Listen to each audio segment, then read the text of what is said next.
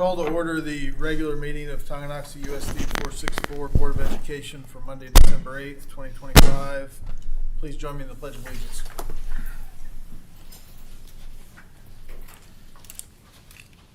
I pledge allegiance to the flag of the United States of America and to the republic for which it stands, one nation, under God, indivisible, with liberty and justice for all. All right, no changes to the agenda. Is there a motion to approve the agenda? Make a motion to approve the agenda. Is there a second? I'll second it. It's been moved and seconded. Is all in favor, raise your right hand. Those same sign, motion carries 7-0. Item number 1.4, presentation Gordon CPA 2024-2025 audit. Good evening, everyone. My name is Sean Gordon with Gordon CPA. I'll go through the audit report that you've seen in your agenda packets. We'll start with pages 1 through 3. This is called the Independent Auditor's Report. Here we discuss the opinion that we issued the district's financial statements for the year ended June 30th, 2025. Further on down, we talk about responsibilities of management of the district for its financial statements, and then a few more of our responsibilities as well. But our biggest responsibility is to issue that opinion, as I said before. So the third paragraph down on page 1, you'll see an italicized heading called Unmodified Opinion on Regulatory Basis of Accounting.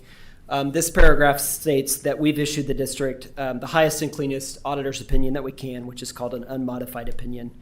So that reflects very well on the financial and internal control management by district staff during that year ended 6/30/25. The next kind of big section forward starts on page 4, and this is called the Summary Statement of Receipts, Expenditures, and Unencumbered Cash. Here you'll see in the left-hand column all of the different funds of the district, followed by, for each of those funds, beginning cash, receipts, expenditures, and then ending cash. At the very bottom of that right-hand column, you'll see the district reported just slightly under $19.5 million on hand at June 30th, 25. The next section forward is called the Notes to the Financial Statements, and it is pages 5 through 11. This section is pretty much the same as what we've presented over the past few years. There were no major changes required by the state in this section. Here we recap different accounting policies that the district follows. We also present information on deposits and investments, long-term debt information, involvement in the Capers retirement program, budgeted transfers that were made. Like I said, a bunch of items discussed in this section. The next section, kind of big section forward, is pages 12 through 38. And these are just more detailed breakouts of the funds that we saw previously on page 4. So here we present more detailed, the more detailed types of receipts and expenditures that take place in every fund. And then if it was a budgeted fund, you'll also see a budget column, so you can see how the fund operated against the budget that was adopted for fiscal year 25. And then the final section in your copy that you have in front of you is pages 39 through 47. And I'll just quickly go through this. Anytime an entity receives and spends $750,000 or more of federal grant money, it's required by the federal government to undergo what's called a single audit. So for fiscal year 25, we focused on the child nutrition grants that are recorded in the food service fund. For this audit, we checked to make sure that the district followed all state and federal guidelines regarding that grant management, to make sure everything was done well according to the requirements for that. So for fiscal year 25, we've also issued an unmodified opinion, which again reflects very well on the district, and that's the highest and cleanest auditor's opinion that we can issue. That's it for the bound copy. We did not have any auditor's recommendations to communicate to you again, so that reflects very well on how the district ran financially during the year. And then what I wanted to leave you with was that we had a good audit, so we appreciate Rebecca and everybody else involved in the audit process of getting our questions answered and then any items that we had requested. They did a great job on that. With that, any questions for me on the audit report or the audit process? Questions from the board? I appreciate you driving over tonight and your efforts. Appreciate the partnership. Thank you. Thank you. Appreciate it. Have a good night. Drive You safe. too. Presentation 1.5, Mr. Loomis, District Projects.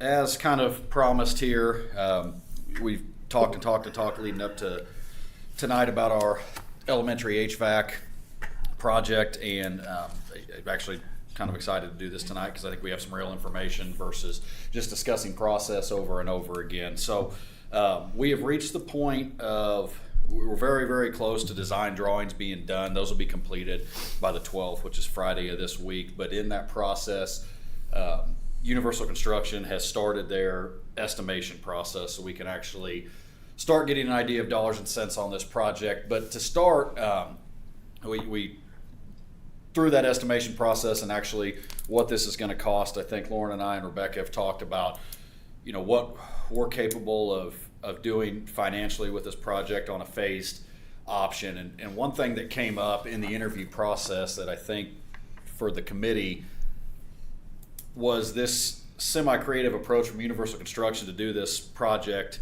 As we mentioned last time, 1 year seemed like kind of a stretch to knock it all out next summer, and Universal didn't feel comfortable with that.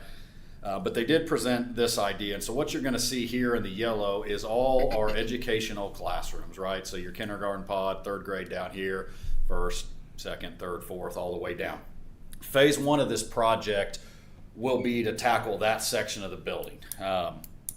And so this summer, pending the approval in February of all of this, we will be able to replace all the VRFs on the classroom wing of the building. So the spine of the elementary school is this long hallway right here, and everything on this side of it, all our classroom pods, will go under construction this summer for replacement of the existing VRF. And the positive there is just naturally we're going to have all our kids taken care of in that classroom setting for the start of school for the 2026 school year. So that'll be phase one, and then all things, obviously contingency aside, 2027 would look like the admin offices here.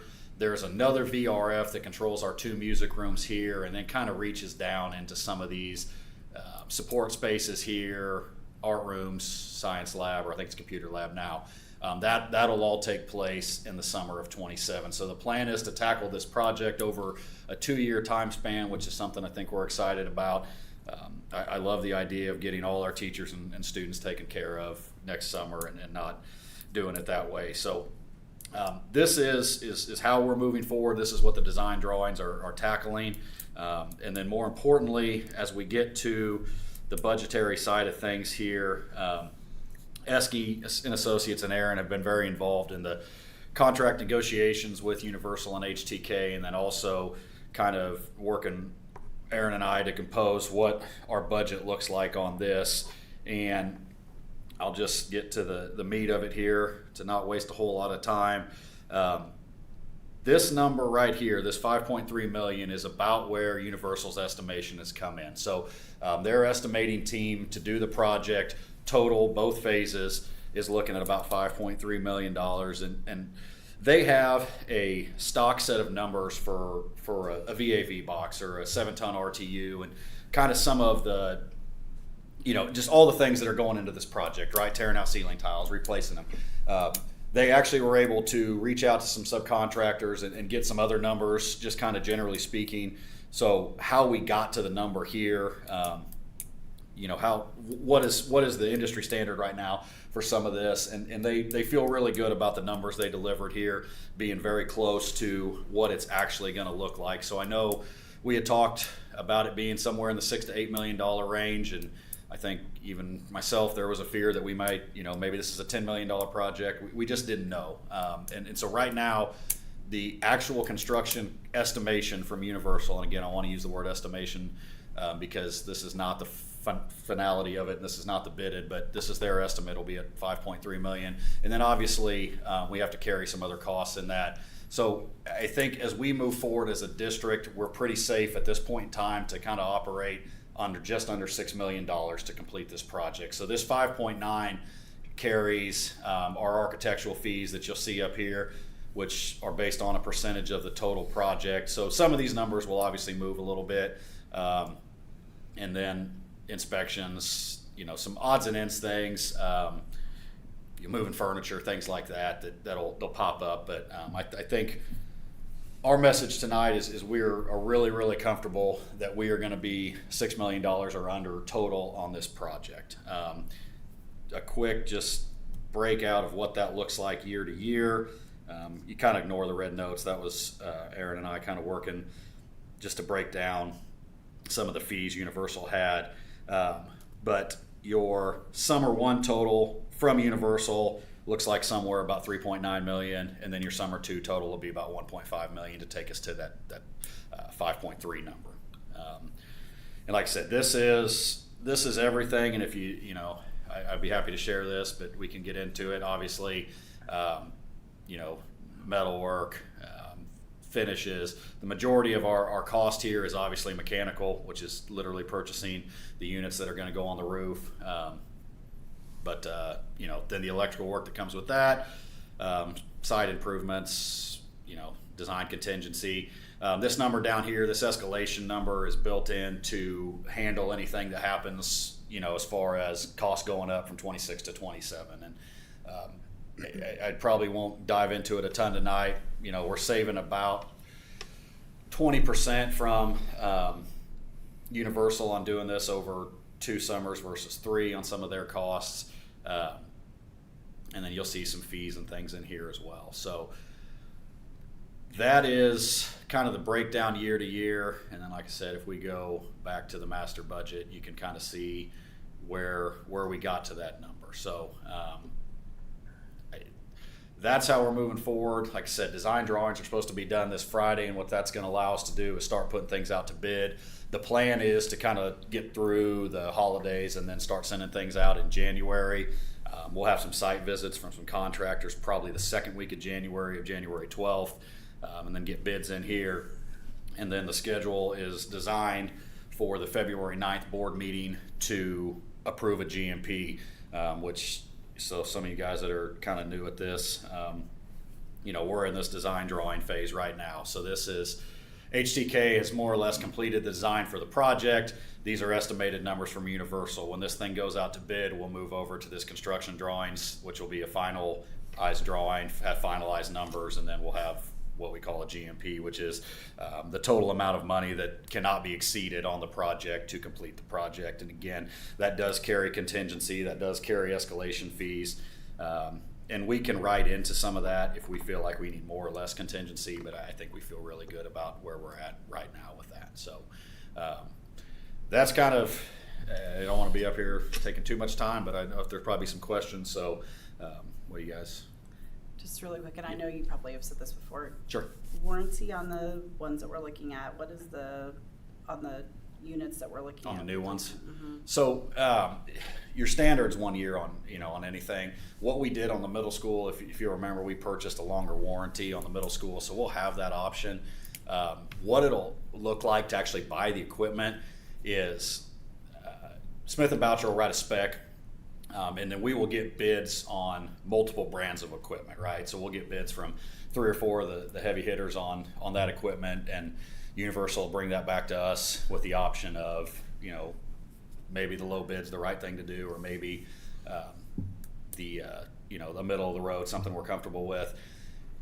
In that, we can write in a bigger warranty if we wanted to, very similar to how we did at the middle school, or it'll just stand on a 1 year parts and labor, and then it'll kind of move off of that. At the middle school, we extended compressors out to 5 years, and then some other odds and ends things to 10 years, and I think that's probably something worth our while, but I have a little more for you on the end about our HVAC practices to talk about, but that's what it'll be. Okay, thank you. We talked about, or one of the construction firms talked about there was some term for it, where they actually come in and turn them on and test them, and that's another fee. Is that in here? Or is that... I would assume it is. Oh, geez, you got me blanking on it now. It's like called provisioning, or that's not it, but Henderson Contractors did it on the last building. Commissioning. There you go. Commissioning. That is. So Erin is on vacation right now, so I wasn't able to get with her. We talked about commissioning. She's very pro commissioning. I'm assuming that number is in here somewhere. But like I said, of this 5.9, there's probably 10 to 15,000 in moving that we probably need to add to that. Obviously, we're gonna have to clear out every classroom in about 2 days, and then we'll have to move everything back at an exceeded time span too. So she may have included that in fixtures and furniture.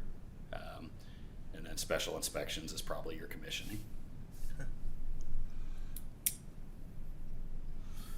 So to Stephanie's point, obviously the extended warranty or longer term warranty is not in this cost. No.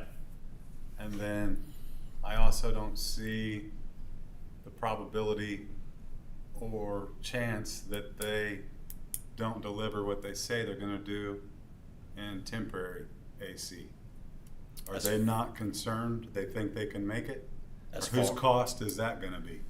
So Universal is carrying contingency. I don't show it in here. It's in their other one. Well, it seemed like 589,000 somewhere. in And there's contingency. probably estimate design contingency.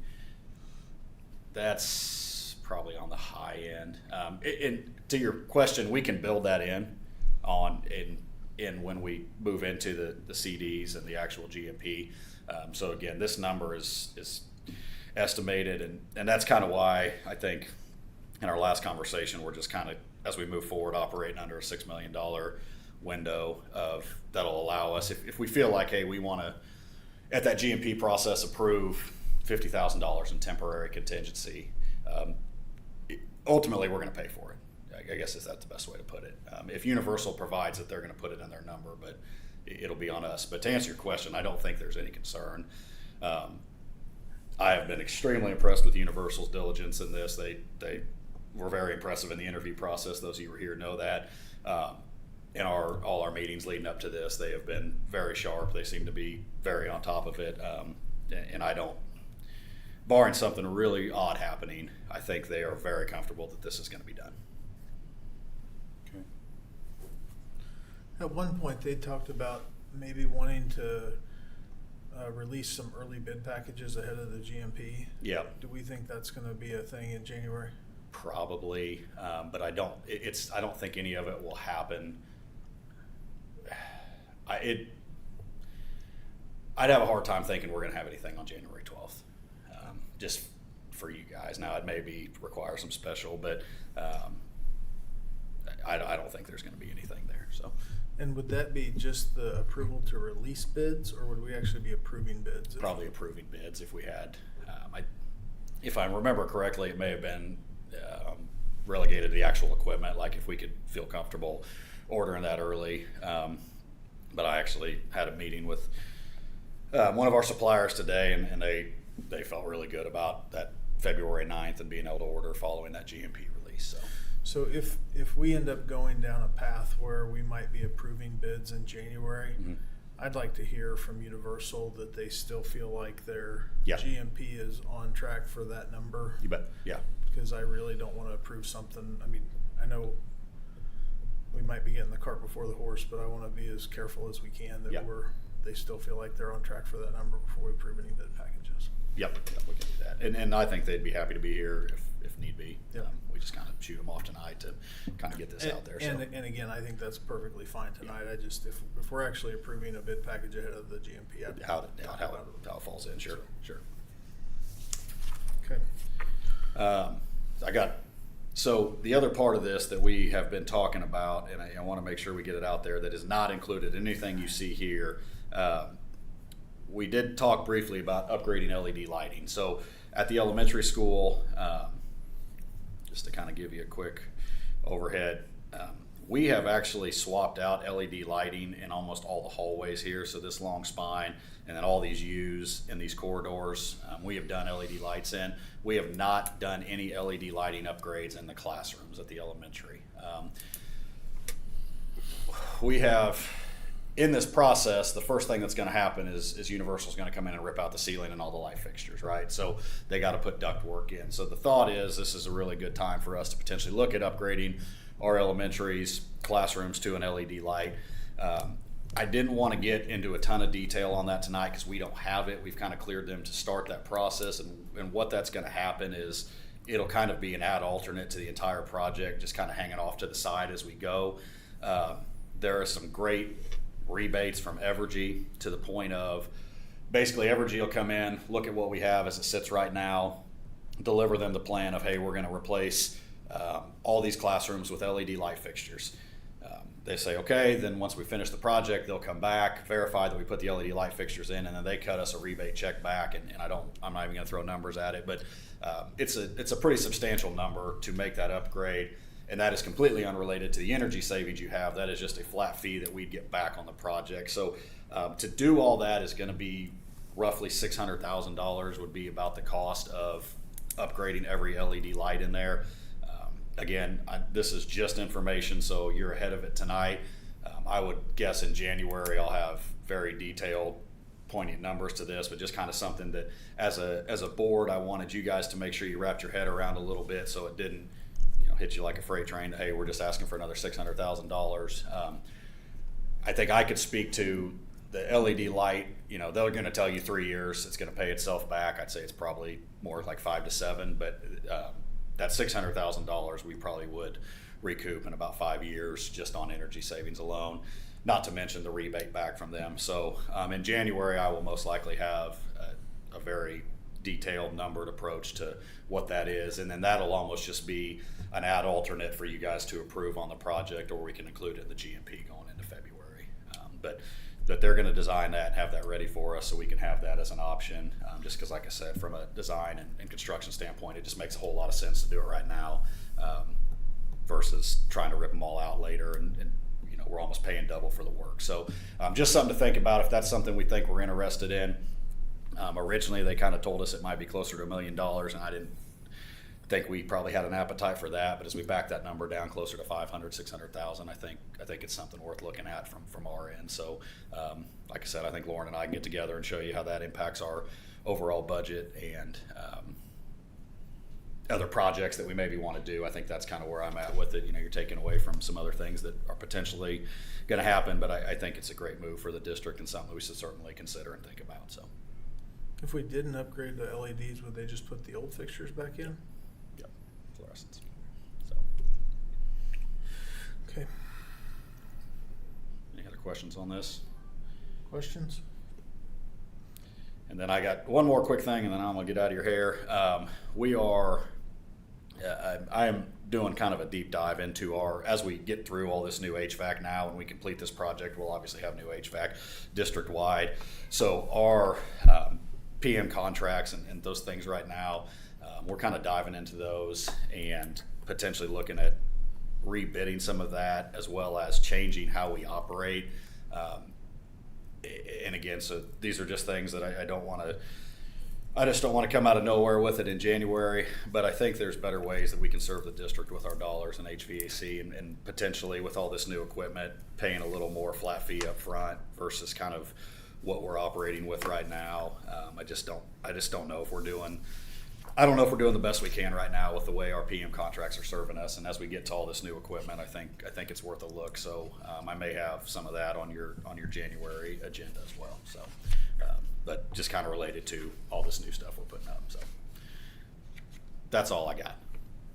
I got one more thing for Mitch. Go for it. Okay, Mitch, on the warrant list, the bill, for the work that we did on the football field Yeah. showed up. Could you just explain? You bet. I know they saw it, and so I had a board Yep. member ask me about it, Absolutely. the value of what was done right there during the end of the football season. Happy to. So a GMAX test is basically the test of how hard, when a head hits the turf, is it soft enough to absorb the blow at a safe level, right? So very similar to what you have to do on a playground with a fall test. And a GMAX test just basically certifies that your field is safe to play on, okay? And so we installed that field in 2019. We've played 6-7 seasons on it. I think it served us really, really well. But we hadn't done an updated GMAX test since 2021. And I don't think there was any concern for it, but it was more so of just kind of making sure we're covering our bases, that we have that information on hand. So basically in that GMAX test, that's the wrong one. Oh, no, there it is. So you can see these little numbers, 1, 9, they're kind of hard to see, 7, 4. They have a machine that they test the field on. And so they tested at all those spots, and they give us a number that's going to mean nothing to anybody sitting here, but it's basically, there's an industry standard for what your field should GMAX test at. Ours passes with flying colors, but we know that now. And then what you're seeing here, all these little red marks, if you went down to the football field on any given day, those hash marks are individual pieces, right? So on our turf, I think sometimes people think that the field just shows up and they roll it out and it looks like it does. The field shows up in green, and then every single white or red piece you see or gold piece on that field is actually cut out with scissors, and a white piece is laid in with like a glued sticky trap on the back of it, more or less. Every single one of these red marks is somewhere where those white pieces had started to come up a little bit, and you would never see it. Our football coaches and soccer coaches are probably the only people that would be that ever even report that stuff to me and say, hey, the hash mark on the 35 of the home side is starting to come up. And so we kind of go back in and glue those down. But I just felt like it was time to give that field a really good once over. It's about half its life right now. And so this is kind of showing you everything that they did. Every red mark is somewhere they repaired. They completed our GMAX testing on all these spots. And then they actually tined the rubber to loosen the compaction of the field, and GMAX tested again just to, that rubber gets compacted down the more we step on it, right? It's just, there's this much infill of rubber, the more we beat on it, more it gets compacted down. They loosened it up. GMAX tested again just to kind of see the result of that, and then obviously gave us a nice clean and sweep before our last big home football game. So just one of those things I thought it was time for to prolong the life of our field. Again, my hopes we can keep that field for 15 years, and we're about a third of the way through that, and it just seemed like a good idea to put it back to have a professional put it back to a really good place, and that's what it is. And like I said, a lot of that's that GMAX test and making sure we have that on hand. So. A common question I get is, how long will the football field last? And it is in excellent condition. Yeah, it is. As much use as it gets. Yeah.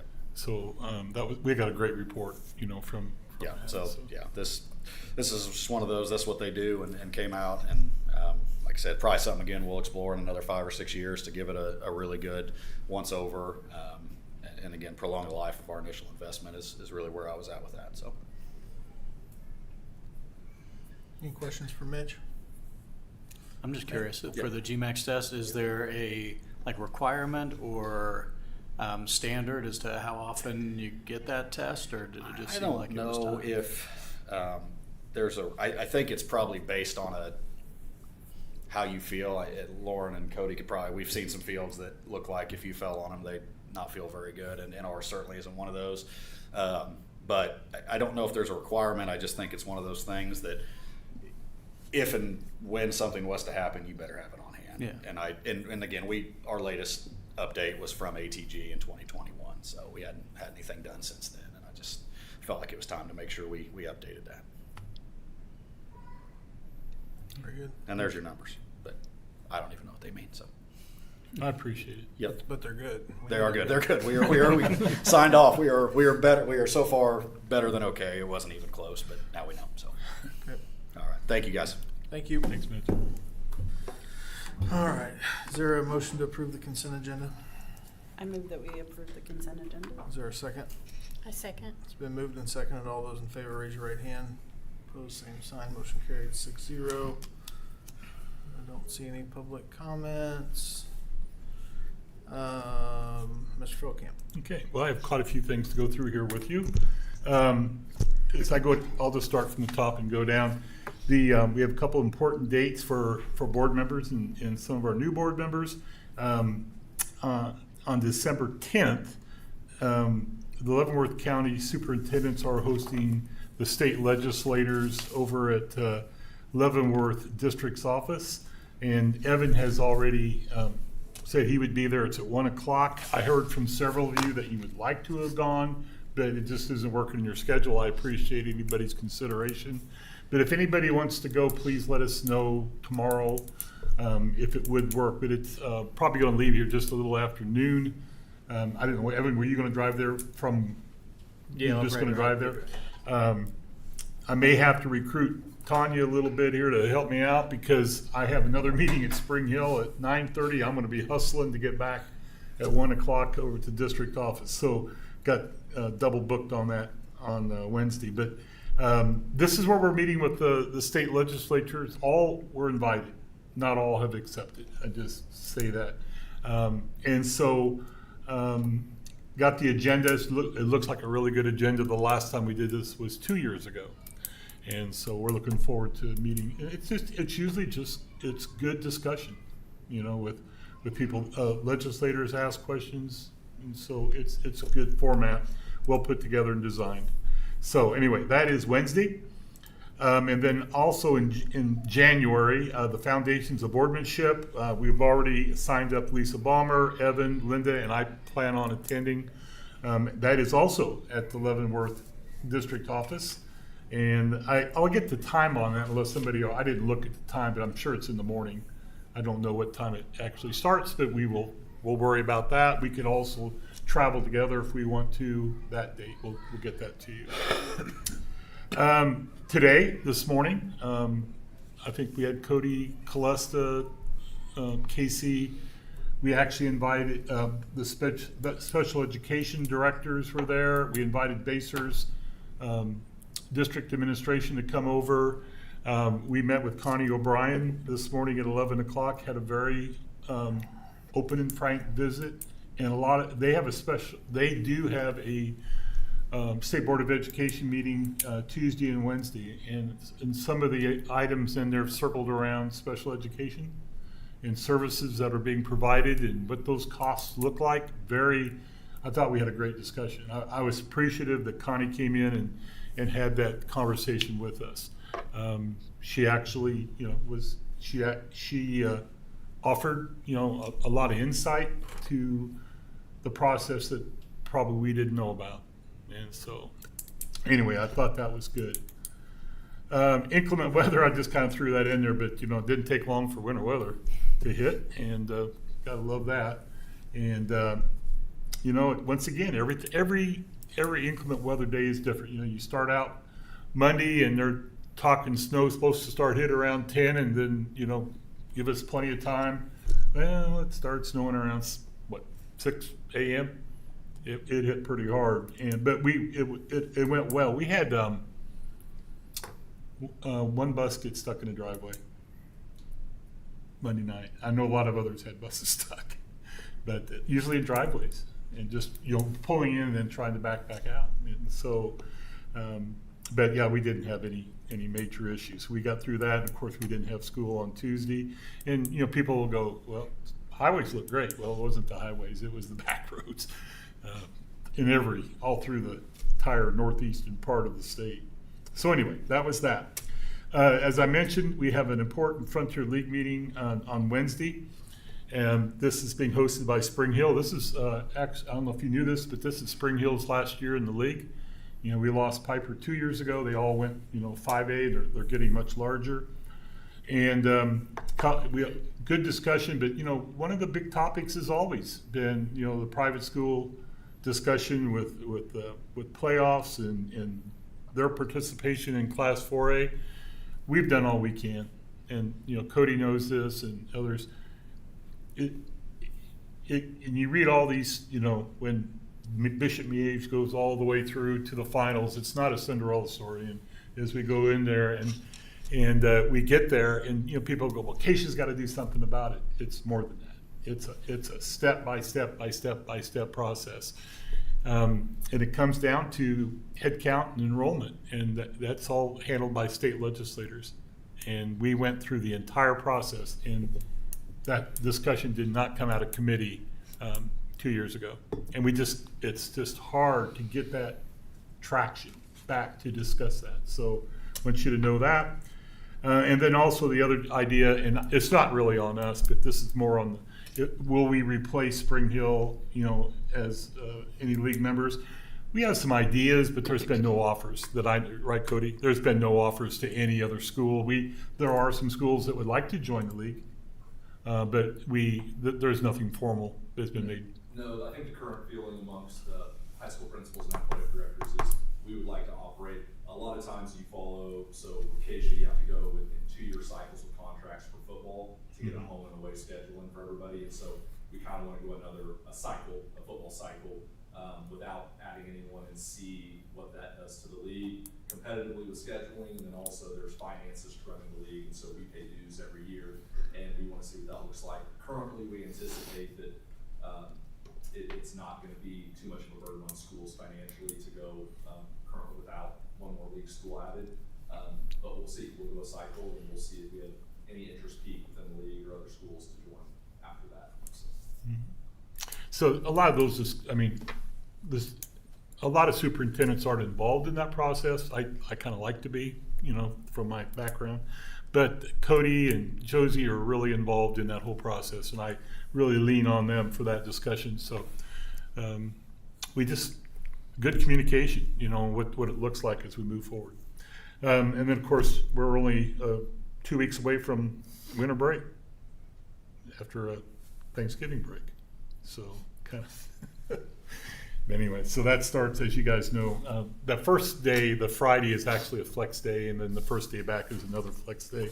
And that was negotiated, you know, this past year, and so I think the teachers are happy about that. So, all right, the big item I have, and I've been in conversation with Board President Justin on this whole process, and I have a hard copy just in case you didn't have a chance to look at it. We sent out an updated document, and the reason we do have some principals here tonight is because they were the ones that put this together. They did the work on all this. Cody, Calesta, Casey, as far as from start to finish. So where we started and where we ended was we started this right after the November board meeting. We had an administrative meeting on that Wednesday. You know, there was discussion about calendar. There was discussion about early release, late start. You know, the value of early release. And so that's kind of what we took upon us, you know, as our goal to work over this. And so as you look at this, you're going to see that the principals put down like their core benefits for district and administration, the core benefits for the teachers, and then the core benefits for the students. And then each building put together their thoughts of the value of keeping either late start or early release on our calendar for 26, 27, okay? Then, through today's discussion, we had another admin meeting this morning. It was suggested by the principals that they would really like to have some staff input. And so that's what was included today, and that's what I sent out this afternoon, where some teachers, we didn't want a room full of teachers here to talk about it, but we did want we think it's valuable that we have their input. That's what that's all about. So there's the high schools, then elementaries, and I'll be perfectly honest and frank, late start, early release benefits our elementary as much as any of the buildings. Some of the buildings, for example, and you can ask questions if you want to, but the high school teacher's situation with plan time and their PLC time is different than the elementary. The middle school is very similar. They have some warrior time. They have other times for collaboration that the elementary does not have. And so that's when we put this together a year and a half ago, it was with the elementary school in mind. And that's why you see a considerable amount more of information from them on that overall value. And then, of course, Calesta has some elementary teachers put their, I think, would you use each building level? Yeah, okay. And so they did theirs, and there's a lot of information there. And then there's the middle schools. The last one is the middle schools input. Now, the reason we're doing this tonight is because Tanya's got to get started on the calendar. And usually she starts on the calendar in late October, early November. And because we knew that this was a discussion piece, because it's been brought up before, we know that there's an inconvenience about having early release or late start, but she needs direction. And that's what we were hoping to kind of come to a consensus tonight. There's not an action item or anything. It is our intent to continue to build the consensus of our administrative team was to tweak it and go from the early release to a late start format for 26, 27. That was through a lot of conversation, a lot of input, and I would, once again, I'm going to kind of lean on Callista because we really did early release based on some decisions made at the elementary school. But Callista, the reason why we are now supporting late start, could you just address that real quick for the board? So one of the things that we had talked about when we discussed early release was that vertical alignment piece, and that would not have been possible to do district-wide vertical alignment with a late start. Just the whole logistics of getting that many people in our building and back and all of that. And so now we've moved those district vertical alignment days to PD days. So then that now allows us to be able to have that late start. Also, this was something that we were trying, and our teachers had never experienced the value of it. They have experienced the value of it, and they appreciate the time and know how much that we knew we needed the time. We just weren't exactly sure how it was going to be, impactful, but we are seeing the impact on our student successes. And so they value this time, and we know that if we go to a late start, that it will be time well utilized. It's very well structured. We have a kind of a manual, for lack of a better word, that is planned out for the year. They know each week what they're doing, and so we've tweaked it a lot over the last 2 years to make sure that it is a time that we can use to really collaborate, look at student data, and we are making progress. So the reason, I know the principals are here because this is so important to us, but we had a lot of discussion this morning about this, and they offered to come in tonight just to, if you have questions or there's some things that you would like to have more information on. They're the ones that are doing it every day in their buildings. Casey couldn't make it tonight, but she's very supportive. We're very in line with doing this, and I know Tanya would love to get this moving because of the calendar, because it ties together. It does with days and the schedules and everything else. So I have a question about late start. In my experience, reading is always taught in the mornings. That was a sacred time. It wasn't taken for anything else. If we're doing late start, will they be able to teach reading at a different time of the day? Okay. Yeah, so we have 3 schedules for the elementary school building. We have our regular Monday, Tuesday, Thursday, Friday schedule. Then we have a Wednesday schedule. And we adjust the Wednesday schedule to accommodate, to make sure that we get our core time in for reading and math. And so we make sure that we have that. We keep the lunch schedule the same because we need that to be consistent. And specials are tweaked just a little bit on that shortened day. So yes, they still do get reading and math during that shortened time. Okay. Thank you.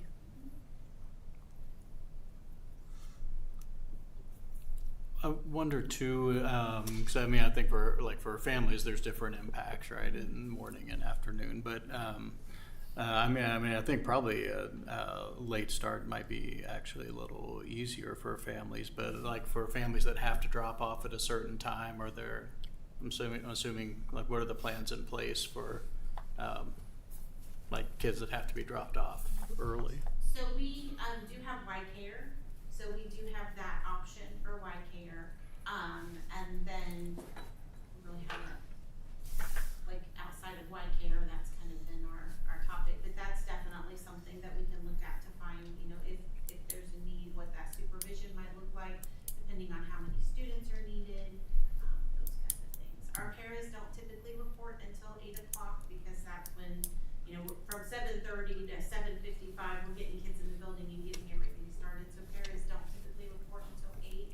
So that would be an option, but we can get creative on how we could support that. So I probably will sound like a broken record from when I've talked about this before with Tanya and Brandy, but And I know that we're not building widgets. I know these aren't batting averages, but as I read through the verbs that are in the why do this, analyze common assessment data, rigorous instruction on assessment, share strategies with peers, improve retention. It doesn't feel like, it feels like that those are all the things that we want to get out of it, or this should do for us. I don't see anything in here, nor have I ever seen anything that says this is the actual result we got out of it. I got through this many standards at the elementary school, or our teacher retention went up 13% or whatever. And again, I know this isn't a numerator and a denominator and may not be the easiest thing to measure, but I don't feel, if someone came up to me and said, have we gotten everything out of late start, early release that we'd hoped to, I don't think I could answer the question. And again, I understand that it's not a batting average. I understand that it's not how many widgets did you go build. That's not the business that we're all in here. But I do struggle with, I guess my concern is less about whether it's late start or early release. I think the impact is probably, more challenging to some families, less challenging to others, depending on which way you go. I think my concern is it working? So these are all the things that we think it should do. Did it do them? Yes. And short answer is yes. I included some data in my. Come on up if you want to, might be better. Oh, I was hoping not to do that. I included some data in my section about where our students, I've been talking a lot to FastBridge and just trying to understand some of the dynamics of that. And they recommend that when you look at a growth report in FastBridge that you're looking for 50%. That's the goal. 50% of your students have shown growth. This year, we had time because of early release last year to look at our scores, at our data, to really look at FastBridge, evaluate the assessment. We are currently, with our current testing cycle, at I think it's 55, 56, 57% growth in there for 2nd through 5th grade.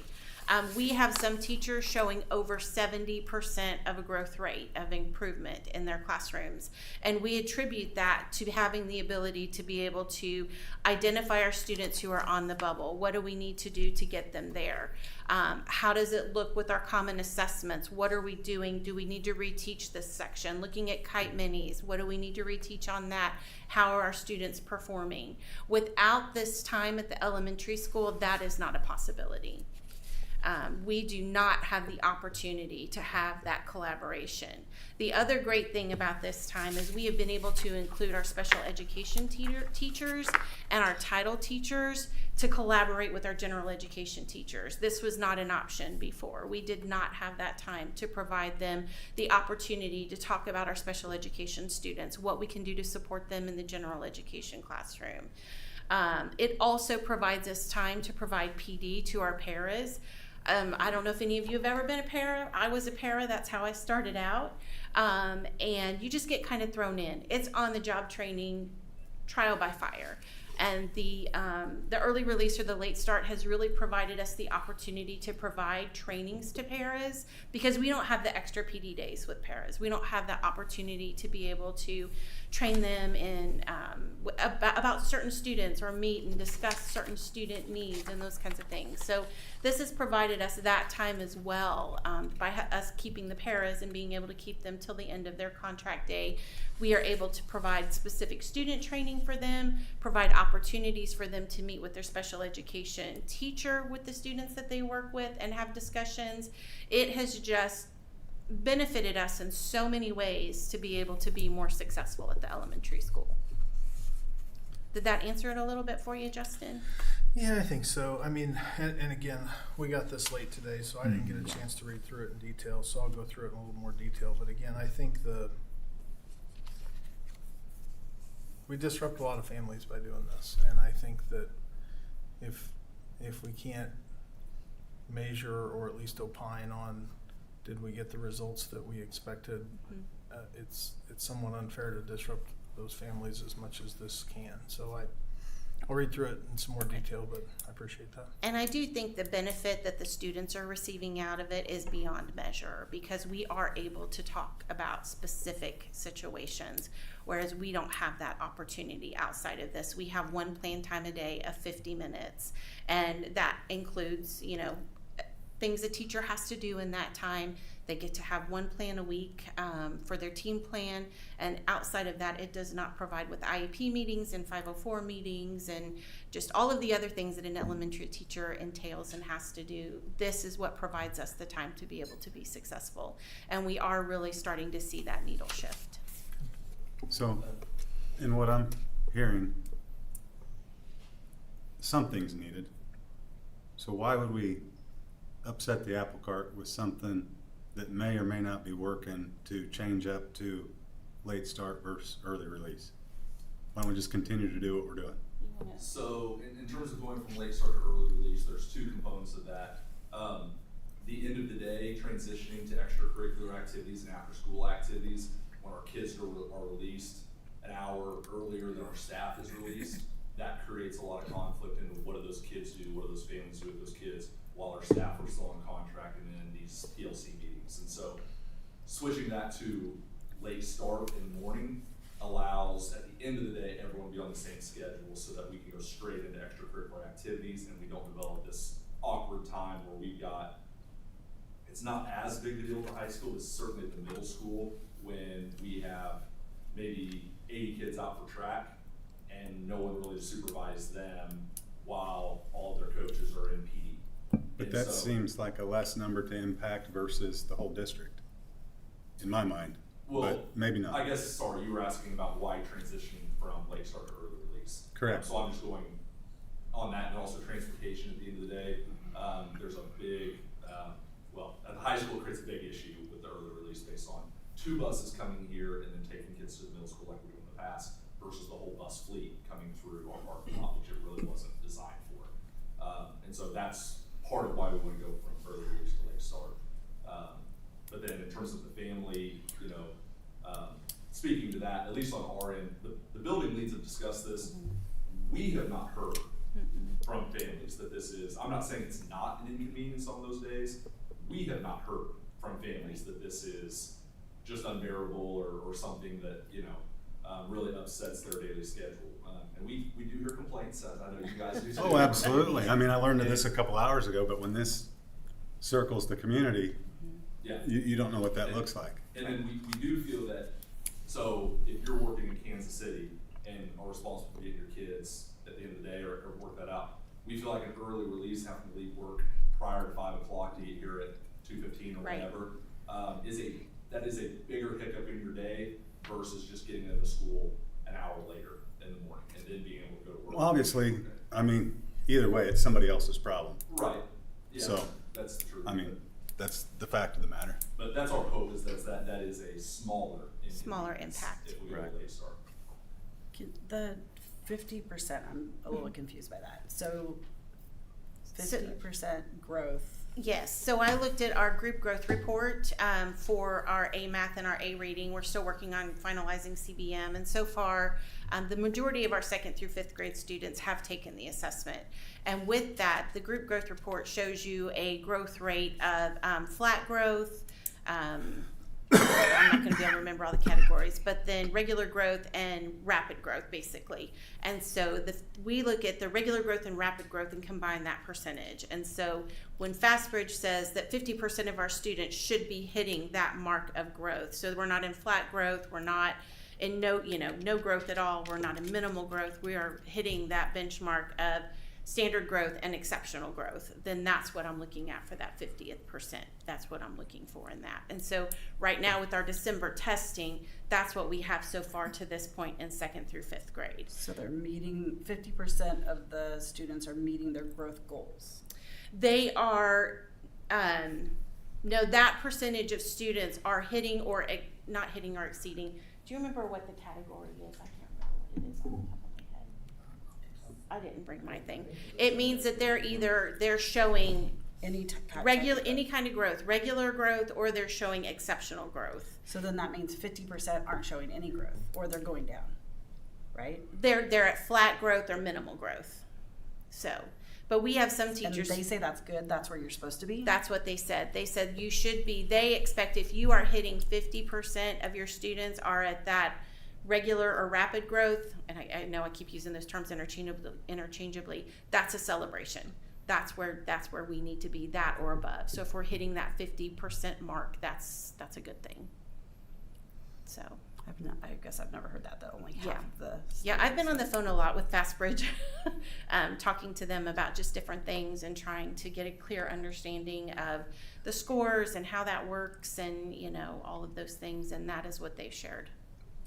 So So, how are these numbers previous to the early release? Do you well, if have you that remember, data? I don't have that off the top of my head. I can look at it and get it. But if you remember last year, our numbers, we're working on them. And so, but we were not, when I took a quick snapshot of it, we weren't above 50%. I don't have the exact number, but I could look at it for you if you wanted it for winter of last year. It would be interesting to see. Okay. I would be interested to see how many are declining. Mm-hmm. And so far, we don't have all of the data in yet. We're still gathering it. But so far, what we are seeing is a lot of students are growing, and we are having very few. We've had several teachers go from 10 to 15% high-risk students to no high-risk students, which is great. That's what we want to see. And so we really do attribute this time to that success and what that looks like. Is that your most recent testing, or was that the beginning of the That's year? our most recent testing. And again, we aren't through it completely, but from the data that we could pull right now, that's what I could find. That's the trend I saw. That testing took place like last week, this week. Yep, it started last week, and it's been last week, this week, and we'll wrap up. Most of it will be completed by Friday, but then we'll still have some makeups and stuff to do for next week. So then after the holidays, then we would go through and look at all of that. Yes, yeah. To Justin's point, though, I do think that, that information will help support the decisions related to early release, late start. I go back to 2 years ago, and I think my concern was all the impact to families. And we did hear a lot of feedback through that. I think we did a survey to get some of that feedback from families, and switching it to the morning, I think, will impact other families maybe in a different way. So that change, won't be a decision that will be taken lightly, I don't think so. Something we discussed today is the possibility of polling our community to see if that is I will tell you the middle school and high school specifically, because of extracurricular activities, we would be in favor of moving it to a late start because that would make the end of our day much more manageable. However, we did discuss the need of maybe potentially surveying our parents again and saying, okay, if we made this change, would that make a difference? Would it be positive? Would it be negative? Would you prefer you've worked out now for early release, would you prefer just to stick with that? So that's something we discussed administratively today if we need to. I'm going to ask the simple question: what would it take to add to the day so that we wouldn't have to do any early or late? A total change in contract. It's a contract? It's a contract issue, Okay. yes. One thing I wanted to say, we kind of got away from it earlier, and that's fine. We were talking about the data for this time. And I do know teacher support and retention is important to the board and to us administratively. And I know Stephanie and Linda could speak to some of this, but there are certain things, we get into sport with kids, and that is the majority of our day. But there are certain things, certain tasks in terms of curriculum development, vertical alignment, planning that you only have so much time to do, and the late start or early release, that time has been very valuable. And if I think we surveyed our staff, and you'll read it in the emails, that if you're looking for some qualitative data, they would tell you that they have felt supported by getting that time to have deeper and more quality conversations when it comes to our curriculum planning, our vertical alignment, standard alignment. That time has been extremely valuable for them, and they feel like they can have high-level conversations instead of just rushing to get it done so they can get back to their classroom before kids get back from specials. Right. And so that has been impactful for our staff, and I think that's been important. Yeah, Yeah, and I would say too, that's an uninterrupted time. And again, Stephanie and Linda can probably speak to this, in that you get 50 minutes a day. That is not uninterrupted. You've got, meetings or students coming in and out, phone calls, things you have to do, answering emails, all of that. So that 50 minutes is not a lot of time in a day for a teacher to have for planned time to be able to do all of the things that they need to do. So this extra time that we have is just vital to, the ability for our teachers to have these conversations and to really dig deep into the data and information that we are providing. And it is a very guided time. It is not, okay, now just get together and discuss it. We have outlined every week for the year and given them reports and things to look at. And so it is a very guided time at the elementary school. I can tell you that when I taught, we did not have any collaboration time. So our collaboration time was after school on our after contract hours. Some could make it, some couldn't. It was never a whole group thing where we could actually get in and get into the data for every kid. So I think it's so valuable, but It is, yeah. it's, it's hard for everybody. Yeah, and it really does open up the opportunities for our teachers to collaborate across the board. So, if fourth grade is seeing a trend, they can go and talk to third grade during that time and have that time if they need it to have those discussions. And outside of that, that would be the only time they would have to be able to have those conversations, because each grade level has a common plan time, but they don't have a common plan time with another grade level or special education teacher or a title teacher. They don't have those opportunities throughout the day. So it is either come in at 7 in the morning, which is way outside of your contract time, to have these conversations, or stay late. And that's all on a volunteer basis. It would just be at their opportunity. So it is something very, very valuable. And I agree with Cody. I think teachers feel very supported and they appreciate that opportunity that they've had. And I do worry of what that looks like if we don't have that opportunity for them. So Tanya, when's the first meeting about the calendar? Well, it's been canceled, so I'm hoping to start that in January and move quickly. And when did we decide we were going to do the next meeting on the December academic results? Well, we were looking at January 28th, but I know Stephanie cannot make it that day. So we're a little bit limited in January because you guys are going to be special meetinged out with the superintendent search. So I don't know if we want to try to squeeze it in January or just go toward February. I know we'd like to do it sooner than February, but I can't speak for 7 other folks' calendars, but there's nothing more important than we're going to do to go through that. So I think we can find the time. In January. Yeah, I would love to have the next round of academic results before we lock and load the calendar for next year, if we could. okay. So then when would the calendar come before the board? February? The first reading. Yes. Okay. Because it takes 2 months. No, I get it. All right, any other questions on late start, early release? All right, Okay. you're up. Okay.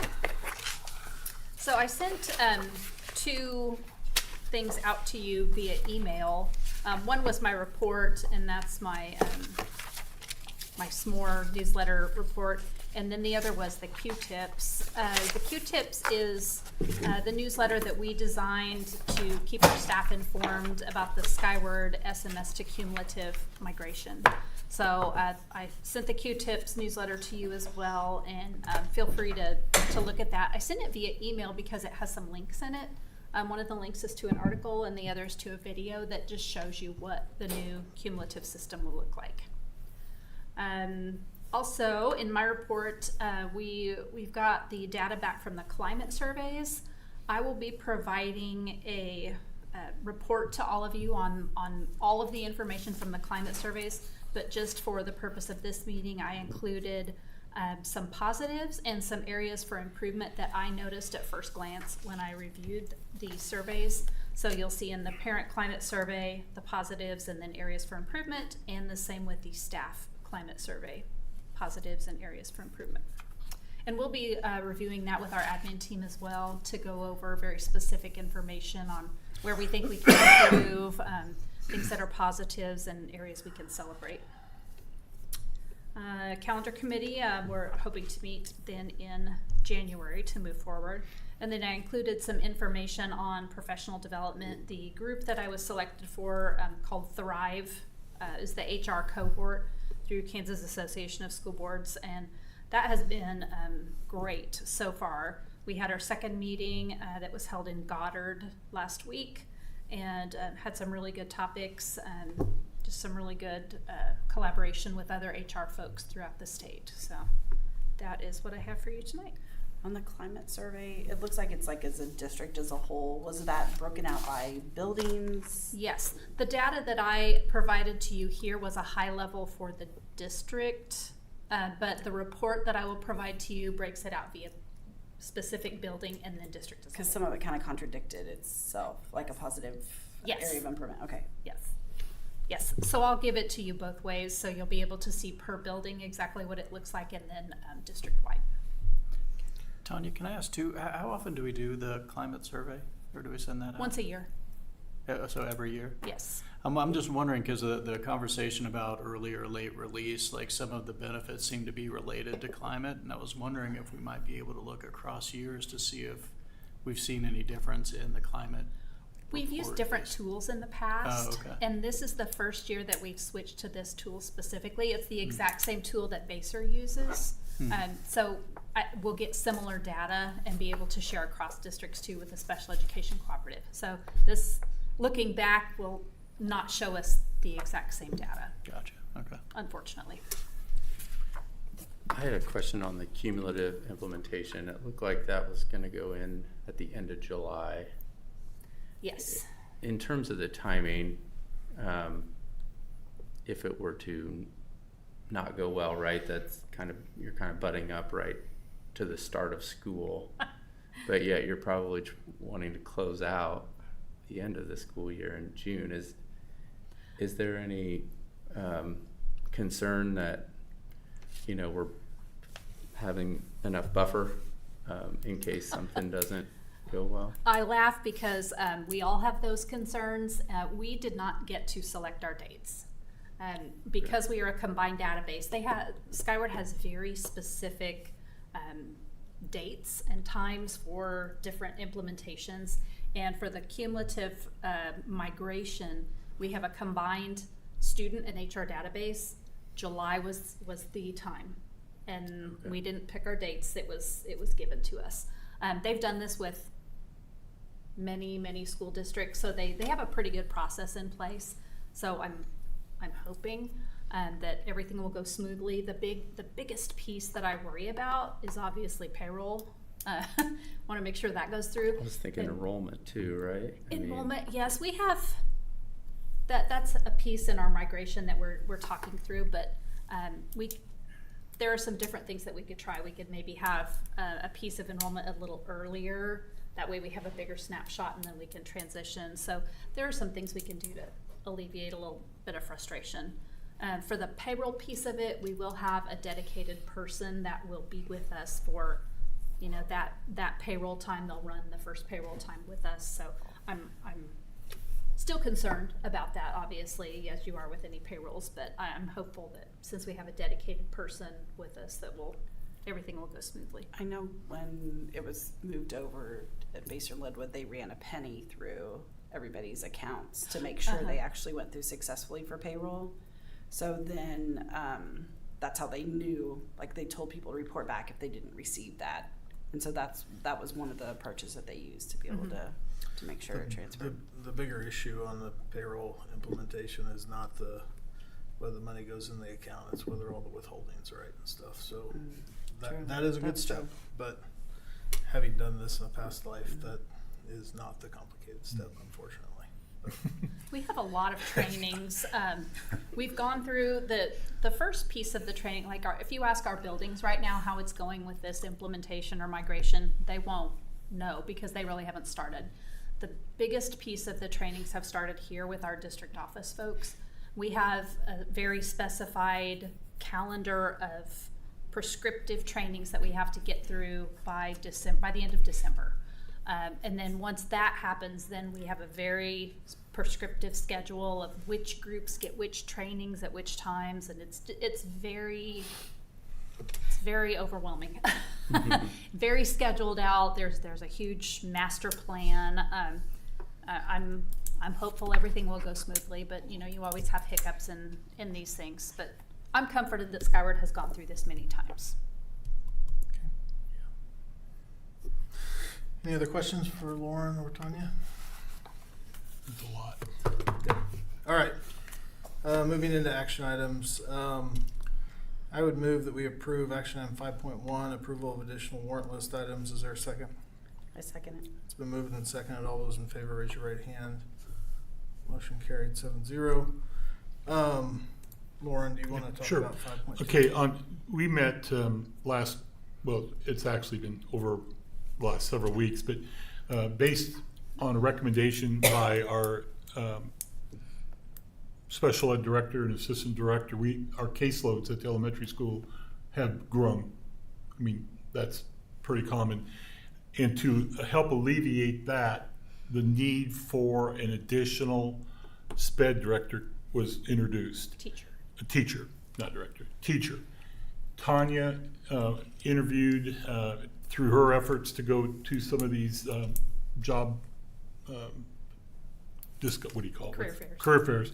Then she met this person who was graduating in December, was looking for an opportunity. She's somewhat local. We needed this. And when we had to figure out the cost effectiveness of it by the 60-40 split between Baser and us, and using all the different bits of information that went into it, we both agreed that this was a good move for us. So that's why we are recommending to hire this. We're low on paras. And so not that this person's a para, because that's not the case, but it is going to greatly help the elementary school with their caseload. It was very apparent that they were shorthanded and have been all year. When we started the year, we knew we were already behind, and our special education leadership wished they would have gone ahead and added another one, but we were so late in the game, late July, early August, that we decided to try to pad with paras to help, but we've had so much turnover in paras that it just really hasn't helped. The cost savings, though, with the 60-40 split and the categorical aid, the cost is very minimal, just to have one semester with a fully licensed special education teacher. And I think it's important, both Baser and us agreed, that this was. Another piece is that we've had some turnover in our special education department at the elementary because of the numbers and the overwhelming aspect of it. We have a lot of those teachers going through the apprentice program, so they are not fully licensed, but they are working towards that and almost there. They are overwhelmed to the point to where we feel like retention is huge right now. We would like to retain our teachers that we hand selected in our training and helping to put through these programs. And so in order to retain some of these staff members, we really feel like we need to add this position. And I think the board also saw some parent escalation a couple of times about service time, so. It's important. Okay. Any discussion? Can this person be full-time in the elementary school? Yes. Starting in January. They're fresh out of college, or do they have some experience? Or Fresh out of college, but fully licensed in SPED. They're hard to find. Yes. I met, in the course of all of the career fairs that I went to this fall, I met 2 who would be graduating either in December or in the spring, fully licensed in SPED. 2.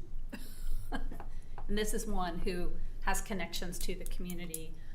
We've opened, we're collecting applications, so it's not guaranteed, but we found a fully qualified candidate who has connections to the community, and knows some of our teachers, has observed in classrooms, and appears to be a really great candidate. Yeah, if you have the budget for it and the funding makes sense, I'm supportive of it. It's gonna reduce, it's all sped, and it's gonna reduce some of our cash balances in sped, but we feel through discussion that this is a good move. Okay, I would move that we approve action item 5.2 as presented. Is there a second? Second. All those in favor, raise your right hand. Opposed, same sign. Motion carried 7-0. Number 6.1, I think this is more informational. It'll be in the January discussion. Yes, yeah, we have to, it's a 2-month process. So that document that's out there is redlined. Take a look at it. As I looked through it, it looked mostly like language updates to me, but we will approve that in January, so review that between now and then. And with that, I would move that we adjourn to executive session to discuss non-elected personnel matters for 40 minutes and include Mr. Feldkamp and Mrs. Phillips. Is there a second? Second. All those in favor, raise your right hand. Opposed, same sign.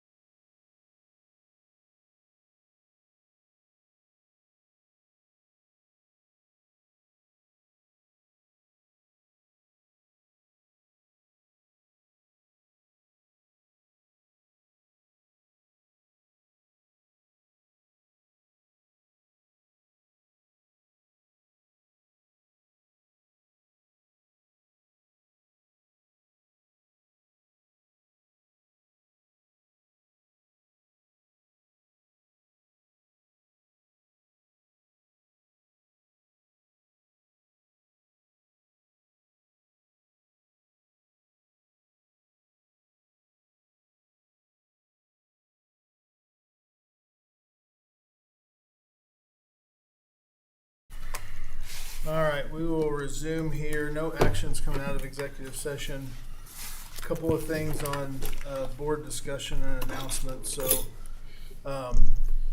do go read the board policy updates before next month because we will vote on those. Typically, we do officer elections in January. I won't speak for Mr. Grattan, but I'd be willing to serve as president one more time but if anyone has a passion for it, we can switch nameplates really easy. I think Mr. Grattan is probably willing to serve as vice president again, but we'll do that in January. So if anyone has a passion to have the gavel, you're welcome to it. But I think you're doing a great job. thank you, I think. I'll get back with Michelle on the superintendent search interview dates. And then I think the last thing for today, this will be Karen's last board meeting with us. So I think Karen served 2 terms, and certainly we appreciate her time and effort and time away from the family. And I think we all feel like we've done a lot of good stuff. So we have a plaque that we'd like to present you, and thank you for your service. I'll get a picture. Don't tell us if you're gonna miss it. Where do you want to stand? Where do you guys want to? Yeah. Where's a good place? I'm already missing. Where is a good place? Let's stand in front here. You could pull the thing up and do the T. Yeah, Forrest, put the screen up.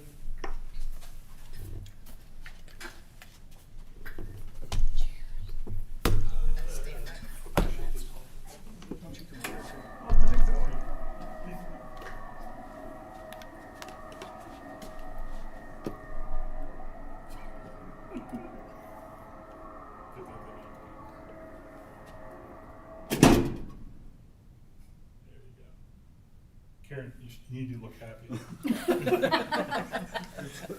Real happy. Thank you, Forrest. It's been a pleasure. All right, any other board discussion? Meeting is adjourned.